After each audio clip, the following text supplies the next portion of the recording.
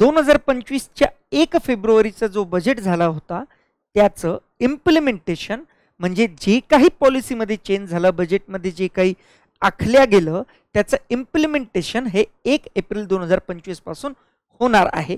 म्हणजे आजच 1 एप्रिल आहे आणि आजच मी हा सेशन तुमच्याकरता रेकॉर्ड करतोय. रेकॉर्ड करण्यामागचं कारण हे आहे की दरवर्षी नॉर्मली 1 फेब्रुवारीला बजेट होतो, त्याचं इम्प्लिमेंटेशन 1 एप्रिल पासून केलं जातं, हे जनरल आहे. परंतु यावर्षी खास असं काय बदल झालेला आहे, कारण की यावर्षी जनसामान्य कॉमन सिटीजन्सला इम्पॅक्ट करणारा हा बजेट आहे, शेतकऱ्यांना इम्पॅक्ट करणारा बजेट आहे, सॅलराइज पीपल असो, हाऊसवाईफ असो वगैरे वगैरे सर्वांना कोणत्या ना कोणत्या अँगलने हावाला बजेट थोडंसं नवीन आता सरकार झालेलं आहे. ठीक आहे, त्यामुळं पहिलं बजेट सरकारचं थोडंसं ॲनालिटिकल स्वरूपाचं आणि जास्तीत जास्त इम्पॅक्ट करणारा असणारा आहे म्हणजे आहे. तर त्यामुळे आजचा हा बजेट आहे.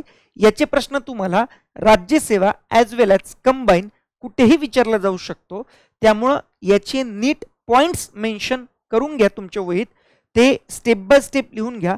जास्त डेप्थली जाण्याची गरज नाही, आपल्याला काही इकॉनॉमिक्समध्ये PhD करायची नाही आहे, परंतु कोणकोणते असे महत्त्वाचे बदल झालेले आहे जे आपल्याला MCQ स्वरूपात प्रश्नामध्ये विचारला जाऊ शकतो किंवा येणाऱ्या अपकमिंग 2025च्या डिस्क्रिप्टिव्ह एक्झाममध्ये सुद्धा यावर प्रश्न हमखास येणार म्हणजे येणार.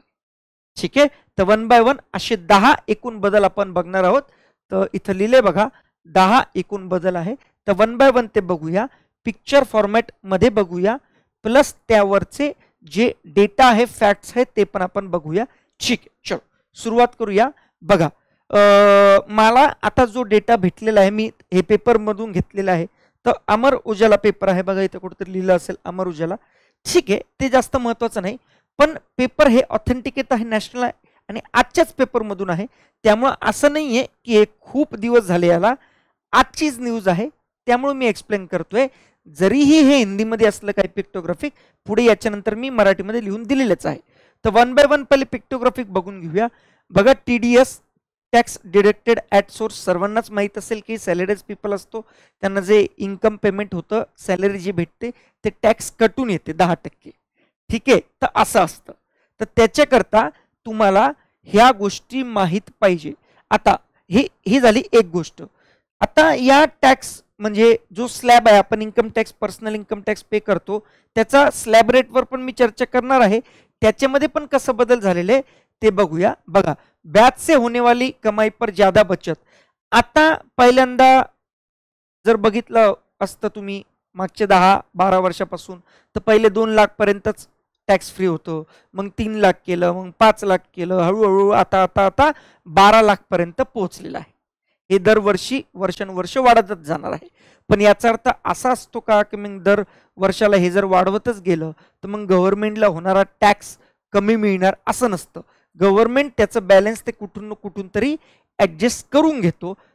तर ब्याज आय पर TDS स्त्रोत वगैरे सीमा छूट बडी 50,000 से लेके 2 लाख 1 लाख पर्यंत दुगुणे. हे बघा, हे तुम्हाला लिहून दिलेलं आहे.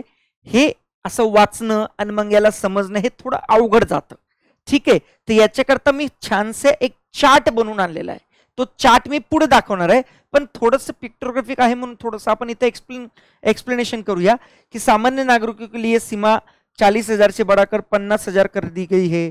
FD RD से लेकर एक वित्त वर्ष से 50,000 तक ब्याज पर कोई टॅक्स नाही वगैरे वगैरे. जो FD वर आपल्याला फिक्स डिपॉझिटवर टॅक्स लागतो किंवा रिकरिंग डिपॉझिटवर जो टॅक्स लागतो तो आता 50,000 पर्यंत त्यावर टॅक्स लागणार नाही. ठीक आहे, असं म्हणजे 50,000च्या इन्कमवर जी बॅज भेटते त्या बॅजवर इंटरेस्टवर टॅक्स लागणार नाही, असं जी आधी 40,000 होती अशा टाईपचं हे एक्सप्लेनेशन आहे. त्यानंतर घरासंबंधित जर आपण बघितलं तर किराए से कमाई के लिए TDS कटौती की सीमा बढ़ी, 2.4 लाख से बढ़ाकर 6 लाख का सालाना किया गया. 50,000 महीने तक के किराए पर TDS नहीं लगेगा. 6 लाख से ज्यादा किराए पर होने पर TDS. आता बघा, ॲज अ MPSC स्टुडंट म्हणून आपल्याला एवढं डिटेलमध्ये जाण्याची गरज नाही. MPSC यावर प्रश्न कसं विचारते की या वर्षीच्या 2024-25च्या बजेटमध्ये किंवा 25-26च्या फायनान्शियल इयर बजेटमध्ये प्रामुख्याने खालीलपैकी कोणकोणते महत्त्वाचे बदल केले गेले. मग बदल नंबर 1, बदल नंबर 2, बदल नंबर 3, बदल नंबर 4 आणि मग खाली मल्टी ऑप्शन मध्ये विचारणार की वरीलपैकी कोणकोणते बदल करण्यात आले, बरोबर आहे किंवा चुकीचे आहे, अशा प्रकारचा प्रश्न. मग त्याच्यात एक प्रश्न, एक स्टेटमेंट, एक विधान असं येईल की मकान किराए पर 6 लाख तक राहत. मग ते बरोबर आहे का चूक आहे, मग ते आपल्याला ठरवावं लागेल. हे फक्त मी तुम्हाला ऍडिशनल इन्फॉर्मेशन म्हणून आहे. हे तुम्हाला मॅगझिन मध्ये, पुस्तकामध्ये सगळ्या ठिकाणी भेटणार. आणि मग तुमचा एक प्रश्न असतो नेहमीचा की सर हमने तो इतना वर्ड टू वर्ड पढ़ा कुछ भी नहीं आया, जबकि महत्वाचं ही वाली लाईन आहे फक्त. ठीक आहे. पुढे आता जसं पैसा विदेश भेजने पर टॅक्स, आता आधी याचा टॅक्स होता का ते आपल्याला पहिले बघावं लागेल. हे सविस्तर, आता हे पेपरचे कटिंगचं आहे, मी फक्त हेडलाईन्स आणले, ते याच्यामधलं डिटेल मधलं तुम्हाला मॅगझिन मध्ये भेटणार. जसं विदेश में पढ़ रहे बच्चों की फीस या अन्य खर्चों के लिए 10 लाख रुपए भेजते हैं तो आपको कोई TCS नहीं देना होगा. म्हणजे ही चांगली गोष्ट आहे. दिस इज द पॉझिटिव्ह. पहिल्यांदा त्याच्यावर पण टॅक्स द्यावा लागायचा. तर 10 लाख पर्यंत जो पाठवतोय त्याच्यावर टॅक्स नाही, मग जे उरलेलं आहे, सपोज 12 लाख पाठवले तर उरलेल्या 2 लाखावरच टॅक्स द्यावा लागेल असं. त्यानंतर कमिशन पर भी बडी छूट बीमा एजंट और ब्रोकरों को राहत. म्हणजे पहिले 15,000च्या जागी आता 20,000 रुपयापर्यंत बीमा के कमिशन पर TDS कटेगा. म्हणजे आता पहिले 15,000च्या वरच TDS कटला जायचा, आता 20,000 पर्यंत काही नाही, 20,000च्या वर असेल तर TDS म्हणजे टॅक्स डिडक्टेड ॲट सोर्स. आता वेगळी गोष्ट आहे की तुम्हाला CA कडून ते नंतर TDS क्रेडिट केलं जातं वगैरे वगैरे, ते नंतर, तो आताचा डिस्कशनचा पार्ट नाही. पण हे असं आहे. ठीक आहे. 1 बाय 1 मी हे तुम्हाला एक्सप्लेन करतोय, फक्त आता पिक्टोग्राफिक तुम्हाला सांगून देतो जेणेकरून तुमच्या लक्षात राहणार ते. ठीक है. लाभांश आय पर भी शेयर बाजार और म्यूचुअल फंड में निवेशकों के लिए भी जो नियम है वो बंपर फायदा आहे. कसं, लाभांश पर म्हणजे जर प्रॉफिट झाला तर कमाई पर TDS छूट की सीमा 5,000 से 10,000. म्हणजे जर आता मी 5 लाखाचा प्रॉफिट केला, ठीक आहे, म्युच्युअल फंड मध्ये मी SIP केली वगैरे वगैरे किंवा शेअर मार्केटमध्ये, तर मला त्यावर जो टॅक्स द्यावा लागायचा तो पहिले 5,000 पर्यंत सूट होती, म्हणजे 5,000 पर्यंत नाही द्यायचा. आता ते वाढवून 10,000 पर्यंत दिला, म्हणजे 10,000 पर्यंत प्रॉफिट झाला तर तिथपर्यंत टॅक्स नाही द्यायचा, 10,000च्या वर जे असेल तो टॅक्स द्यायचा असं. ठीक आहे. त्यानंतर बँकिंग नियमों में भी बड़े बदलाव वगैरे वगैरे वगैरे आहे. जसं ATM से पैसे निकालना महंगा, हर अतिरिक्त निकासी पर 23 रुपये. आता हे थोडं अवघड झालं. तर बँकेतून आपण कॅश पेमेंट किंवा UPI पेमेंट करतो डिजिटल वगैरे वगैरे, पण आता दुसऱ्या बँकेच्या ATM मधून किंवा त्याच बँकेच्या ATM मधून जर, आता प्रत्येक बँकेचे आपले रूल्स आहे की महिन्यातून 2 वेळेस तुम्हाला अलाउड आहे, पण 3रं 4थं ट्रान्झॅक्शन केलं मग तुम्हाला पेमेंट करावं लागतं एक्स्ट्राचं, तर तसं ते 23 रुपये तुम्हाला लागतील असं. ठीक आहे. क्रेडिट कार्ड पर रिवॉर्ड. आता खूप जण काय करतात की म्हणजे एक तुम्हाला घटना सांगतो. एकदा काय झालं, अमेरिकेमध्ये एक नॉर्मली क्रेडिट कार्ड वगैरे वापरलं तुम्ही तर तुम्हाला रिवॉर्ड पॉइंट्स भेटतात वगैरे वगैरे. आणि असं एक जण काय करत होतं नेहमी की मोठमोठ्या फ्लाईट्स ज्या होत्या त्या बुक करायच्या, म्हणजे अमेरिकेवरून इंडिया, अमेरिकेवरून चायना, अशा मोठमोठ्या फ्लाईट्स बुक करायच्या. ते आता तो नेहमी बुक करायचा, 10 फ्लाईट, महिन्यातून 20 फ्लाईट बुक करायचं, पण चढायचं एक पण नाही. आणि तो काय करायचा, बुक केलं सपोज तो क्रेडिट कार्ड वापरून, तर त्याला रिवॉर्ड पॉइंट्स भेटायचे. त्याला रिवॉर्ड पॉइंट्स भेटले, पण त्या एअरलाईन्सची अशी एक योजना होती की जर तुम्ही जरी कॅन्सल केलं तर तुमचं 1ही रुपया कटणार नाही, 100% तुम्हाला पेमेंट दिलं जाईल, परत क्रेडिट केलं जाईल तुमच्या अकाउंटमध्ये. तर या गोष्टीचा त्याने फायदा उचलला. तर त्याने बुक तर केलं आणि काही दिवसानंतर ते परत कॅन्सल केलं, परत बुक केलं, परत कॅन्सल केलं, परत बुक केलं, परत कॅन्सल केलं, तर पैसे तर परत आले 100%, चढला पण नाही फ्लाईटमध्ये, पण ते बुक करताना क्रेडिट कार्डचा वापर केल्यामुळे, क्रेडिट कार्ड या कंपनीचं, एअरलाइन्स त्या कंपनीची, त्यांना थोडी काय माहिती आहे एकमेकांचं, तर मग अशी रिवॉर्ड पॉइंट खाऊन खाऊन खाऊन त्यांनी खूप पैसे कमवले आणि मग त्याच्यावर केस ठोकली एअरलाइन्स वाल्यांनी, क्रेडिट कार्डवाल्यांनी. आणि तो तर म्हटला जो था मैंने लीगली किया, काहीच प्रॉब्लेम नाही झाला. ते मी पूर्ण घटना वाचली, तर कोर्टाने पण त्याला सोडून दिलं, कारण की लिगल वे मध्ये त्यांनी काय केलं ना, हे लूपहोल्स आहे, हे लूपहोल्स तुम्हाला जाणावे लागतात. मग त्यांनी चेंज केलं की जर तुम्ही असं ऑन दी स्पॉट किंवा काही दिवसानंतर फ्लाईट कॅन्सल केली तर तुमचे 25% कट होणार, 40% कट होणार. ते आता असतं दिसतं ना तुम्हाला, 10 दिवसापूर्वी कट केलं तर काही नाही कट होणार, मग 9 दिवसा पहिले कट केलं तर 10% कट होणार, 7 दिवसा पहिले कट केलं तर 30% कमी होणार. असं कळलंय का? तर असे पण फायदा आपण घेऊ शकतो. ठीक आहे. जीएसटी से भी बडा, आता तुम्हाला माहिती आहे 4 स्लॅब आहे, 0%, 5%, वेगवेगळे 28% जातात ते स्लॅब. मग काही गोष्टी जीएसटीच्या अंतर्गत येतात, काही नेसेसरी गोष्टी जीएसटीच्या अंतर्गत नाही येत. मग आता खूपदा तर लिस्ट बदलत जाते. पहिल्यांदा 5,000 वस्तू होत्या ज्या जीएसटी मध्ये यायच्या, आता 10,000 वस्तू झाल्या ज्या जीएसटी मध्ये येतात. तर तोच वेगळा एक इश्यू आहे की गव्हर्नमेंट प्रत्येक गोष्टीला जीएसटी मध्ये घेऊन जाते. मग त्याच्यातही काही चेंजेस गवर्नमेंटने यावेळेस करण्याचं ठरवलेलं आहे कि 10 करोड़ रुपए से अधिक और 100 करोड़ रुपए से तक सालाना कारोबार करने वाले व्यवसाय को इनवॉइस जारी होने तक की तारीख से 30 दिनों के भीतर इनवॉइस पंजीकरण पोर्टल पर ई इनवॉइस अपलोड करना होगा. म्हणजे जे कोणी 10 ते 100 करोडच्या मधले किंवा त्याच्यापेक्षा जास्त ट्रान्झॅक्शन टर्नओव्हर ज्यांचे जास्त आहे बिझनेसचा, त्यांना मग ते ई पंजीकरण करावं लागेल. ठीक आहे. आता ते थोडंसं डेपली झालं, एवढं डेपली एमपीसी विचारत नाही. काय काय 4% तक महंगे हो जाएंगे कार्ड, हा थोडेच निगेटिव्ह आहे बजेटमध्ये की मारुती 4% पर्यंत कॉस्टली होऊन जाणार, ह्युंडई गाडी, Tata Motors, Mahindra, Kia, BMW आणि रेनो इंडिया. तर ह्या सगळ्या वेगवेगळ्या म्हणजे गाड्या महाग होणार. ठीक आहे. त्यानंतर एमएसएमई, आता तुम्हाला माहिती आहे मीडियम स्मॉल स्केल इंडस्ट्रीज वगैरे वगैरे किंवा स्टार्टअप इंडिया, जे असे कोणी नवीन स्टार्ट करतात वगैरे बिझनेस वगैरे किंवा स्मॉल लेवलवर आहे, ठीक आहे, मीडियम लेवलवर आहे, त्यांच्याकरता बदलाव केले गेलेले आहे कि बजट में सूक्ष्म एवं लघु मध्यम उद्यमों जैसे एमएसएमई की परिभाषा में बदलाव. एमएसएमई के लिए निवेश की सीमा 2.5 गुना और कारोबार की सीमा 2 गुना की गई है. म्हणजे आता जसं फॉर एक्झाम्पल मी असं ॲझ्युम करतो की माझा बिझनेसचा टर्नओव्हर 10 लाख पर्यंत आहे, तर मग मी स्मॉल स्केलमध्ये येतो. माझा बिझनेस 25 लाखाचा टर्नओव्हर आहे, तर मग मी मीडियम स्केल येतो. माझा बिझनेस जर 80 लाखाच्या वर आहे, एक्झाम्पल देतो, तर मी मॅक्रो बिझनेसमध्ये येतो. ठीक आहे. तर त्याच्यामध्ये त्यांनी चेंजेस केलं की ते आता 2.5 गुना आहे, म्हणजे खूप जणांना मीडियम एमएसएमई मध्ये आणलेला आहे. ठीक आहे. तर हे एक फायदा आहे, हा पॉझिटिव्ह गोष्ट आहे. आता म्युच्युअल फंड मध्ये बडा बदलाव वगैरे वगैरे वगैरे, हे एवढं डेप्थ मध्ये जाण्याची गरज नाही, मी फक्त दाखवलंय तुम्हाला.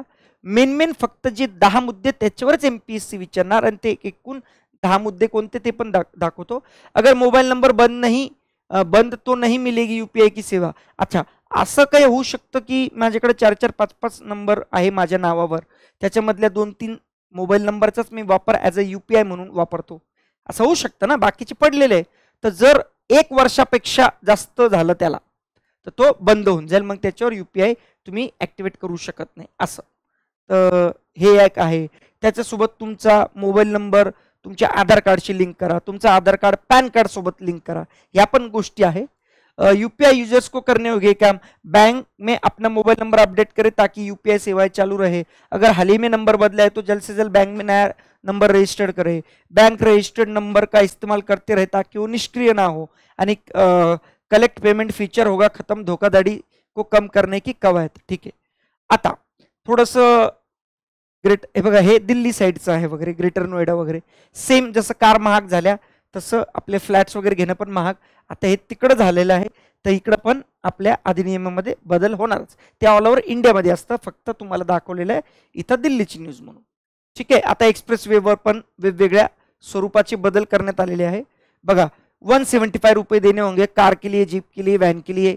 एवढं डेपली एमपीएससी नाही विचारत बे. 280 रुपये देणार हलके वाणिज्यिक वाहन करता, 590 रुपये द्यावा लागणार बस ट्रक करता. ठीक आहे. 170 रुपये, 275, 580, 115 आणि 175 रुपये वेगवेगळे. ठीक आहे. आता हे 10 बदल 1 बाय 1 घेऊया. इथून एक्झॅक्टली तुमचं नोट्स तयार झाल्या पाहिजे. ठीक आहे. पहिला बदल यूपीआय. यूपीआय मध्ये काय काय आहे? 1 एप्रिल 2025 पासून निष्क्रिय जे आहे 1 वर्षापासून तुमचा मोबाईल तो यूपीआय ला वापरता येणार नाही. ठीक आहे. आणि तो तुमचा नंबर लिंक करावा लागेल तुमच्या आधार कार्ड सोबत आणि पॅन कार्ड सोबत. आधार कार्ड पॅन कार्डला लिंक झालेला पाहिजे. ठीक आहे. 1 एप्रिल 2025 पूर्ण केले नाही, ज्यांनी लिंक केले नाही त्याला अडचणी येऊ शकतात. ते लिंक करून घ्या. कसं लिंक करायचं तर बँकेच्या कस्टमर केअरशी बोलून घ्या, ठीक आहे. किंवा नॉर्मली तुम्ही ATM वर पण गेले ना, तुमचं क्रेडिट कार्ड डेबिट कार्ड टाका, किंवा नाही जर टाकलं तर तुमचं कॉन्टॅक्ट नंबर म्हणजे अकाउंट नंबर तुम्हाला 12 अंकी 16 अंकी पाठ असतो, तो तिथे लिहायचा. कार्डलेस ट्रान्झॅक्शनचा एक ऑप्शन असतो, तिथं ऑटोमॅटिक तो सांगून देतो की link your mobile registered mobile number with the bank account number, ठीक आहे. मग तुम्ही नंबर टाकायचा तुमच्या, त्याच्यावर ऑनलाईन लगेच OTP येतो, तो तिथे अपलोड करायचा, झालं तुमचं काम, ठीक आहे. निष्क्रिय खाती बंद केली जातील. Of course national payment corporation of India फसवणूक आणि फिशिंग घोटाळे टाळण्यासाठी 12 महिन्यात सांगितलं तुम्हाला, 1 वर्षात न वापरलेले सगळे तुमचे फोन सोबत जे UPI पेमेंट आहे ते सगळं बंद केलं जाणार, ठीक आहे. त्यानंतर FD अधिक फायदेशीर ठरले. आता पहिले कसं होतं, फिक्स डिपॉझिटवर आपल्याला इंटरेस्ट यायचा, आता वेगवेगळे इंटरेस्ट आहे. कोणी 7% देतं, कोणी 6.5% देतं, 1%, अर्धा टक्का थोडंसं सिनियर सिटीजनला जास्त भेटतं, तर त्यावर टॅक्स होत होता. पण आता काय केलं, जर तुम्ही मुदत ठेवीमध्ये गुंतवणूक करत असाल तर तुमच्यासाठी एक आनंदाची बातमी आहे. 1 एप्रिल पासून bank FD, RD, recurring deposit, FD म्हणजे फिक्स डिपॉझिट आणि तत्सम बचत सेव्हिंग अकाउंट वगैरे 1 लाख रुपयापर्यंतच्या ही वाली अमाऊंट MPSC विचारू शकते. 1 लाख रुपयापर्यंतच्या व्याजावर, 1 लाख ही अमाऊंट आहे, 1 लाख ही व्याज नाही, 1 लाखाच्या अमाऊंटवर जेवढा व्याज भेटेल त्याच्यावर TDS कट करणार नाही. म्हणजे सपोज 1 लाख ठेवले, त्याच्यावर 7% तर 7,000 वर TDS लागणार नाही. ही मर्यादा ज्येष्ठ नागरिकसाठी निश्चित करण्यासाठी आहे, जी पूर्वी 50,000 होती, म्हणजे 50,000चे डबल केले 1 लाख, ठीक आहे. आणि इतरांसाठी 40,000 वरून 50,000, म्हणजे आमच्यासाठी फक्त 10,000 वाढवलेली आहे, ठीक आहे. चला वाढवलं तसंही तर वगैरे वगैरे असं आहे, ठीक आहे. त्याच्यानंतर बचत खात्याने FD व्याजदरात बदल. 1 एप्रिल पासून अनेक बँका बचत खात्याने FD वरील व्याजदर बदलणार आहेत. SBI Bank, HDFC Bank, Indian Bank, Punjab and Sind Bank, IDBI Bank यासारख्या अनेक बँकांनी त्यांच्या FD वर व विशेष FD वरील व्याजदर बदलले आहेत. बँकेच्या वेबसाईटला भेट देऊन तुम्ही नवीन दर तपासू शकतात. तर प्रत्येकाचा वेगवेगळा असतो, तो तुम्हाला ते वेगवेगळं चेक करावं लागेल. लाभांश मिळवण्यासाठी तुम्हाला पॅन आधार कार्ड सांगितलं ना, तुम्हाला पॅन कार्ड आणि आधार कार्ड लिंक करावं लागेल एकमेकांना, ठीक आहे. हे तर करावंच लागेल तुम्हाला, ओके. फॉर्म नंबर 26 वगैरे कोणते क्रेडिट अन्यथा भेटणार नाही. आता डीमॅट म्युच्युअल फंड खात्याचे नियम कडक असतील. आता बघा, आतापर्यंत म्हणजे कसं होत होतं, आता हे ऑफिशियली सांगू शकत नाही मी डब्बा मार्केट बद्दल, परंतु जर तुम्ही ऑफिशियली लिगली करत असताल शेअर मार्केटमध्ये ट्रेडिंग वगैरे, तर तुम्हाला ब्रोकरेज द्यावा लागायचं, STT ट्रान्झॅक्शन टॅक्स द्यावा लागायचा वगैरे वगैरे, ठीक आहे. तर सेबीने म्युच्युअल फंड आणि डीमॅट खाते उघडण्याचे नियम अधिक कडक केलेले आहे.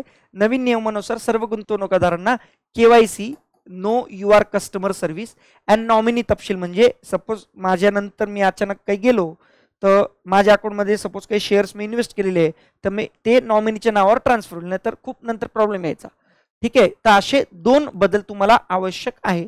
जर तुम्ही असे केले नाही तर तुमचे डीमॅट अकाउंट गोठवले जाऊ शकते, ठीक आहे. हां, तर हे तुम्हाला बदल करावा लागेल, ओके.